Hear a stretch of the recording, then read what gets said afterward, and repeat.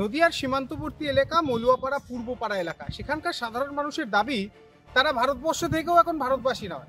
তার কারণ বিএসএফ এর তরফ থেকে যে কাঁটাতার দেয়া হচ্ছে তাতে করে তারা অনেকটাই ভারতের বাইরে চলে যাচ্ছেন।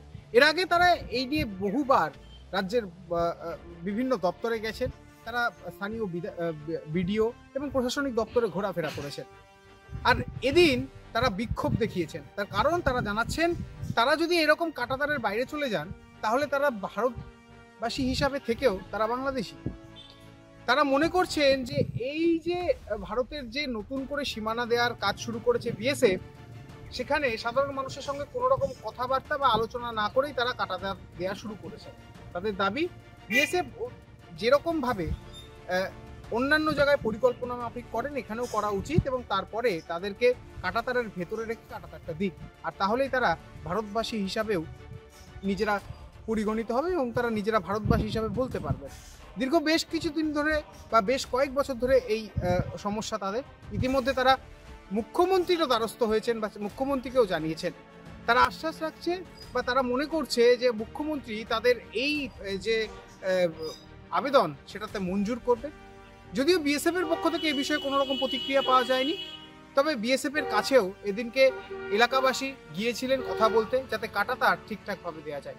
এখন দেখার এই সমস্যার জটিলতা থেকে কবে মুক্তি পায় এই মলুয়াপাড়া এলাকার বাসিন্দারা।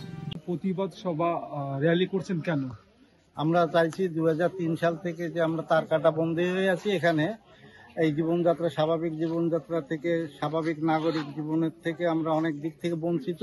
আমরা এই বঞ্চনার হাত থেকে বাঁচতে চাচ্ছি। স্বাভাবিক তার কাটাটা যদি গ্রামকে ঘিরে নিয়ে ভারতের মূল ভূখণ্ডের সঙ্গে আমাদেরকে যুক্ত করে দেয়, তাহলে আমাদের আর কোনো দাবি থাকে না। আর সে সুযোগটা ভারতীয় সংবিধানের মধ্যেই আছে। সেই সুযোগটা থেকে আমাদেরকে বঞ্চনা করা হয়েছে। আমাদের অজ্ঞতার কারণে হতে পারে, সরকারের অসৎ উদ্দেশ্যের জন্য হতে পারে, কিন্তু ভারত সরকার যদি চায় আমাদেরকে স্বাভাবিক জীবনযাত্রার মধ্যে নিয়ে আসতে পারে। কারণ হচ্ছে যখন তার কাটাটা রাতের অন্ধকারে আমরা কিন্তু বাংলাদেশের ভাগ্যের হাতে চলে যাচ্ছি, তাদের ভালো মন্দর সঙ্গে আমাদের জীবনযাত্রাটা মিলে যাচ্ছে। ভারতের নিরাপত্তা থেকে আমরা নানাভাবে বঞ্চিত হয়ে আসছি। এখন কি চাইছেন? আমরা চাইছি যে তার কাটাটাকে, আমাদের গ্রামটাকে পুরো ঘিরে নিয়ে আমাদের মূল ভূখণ্ডে নিয়ে আসা হোক। 150 গজের যে ভূমি আছে, ভারতীয় আইনে যেটা আছে, সংবিধানের যে আইনটা আছে, ওই আইন মোতাবেক আমাদের 150 গজ জমি আমরা ছেড়ে দিচ্ছি। আমাদের ওখান দিয়ে তার কাটাটা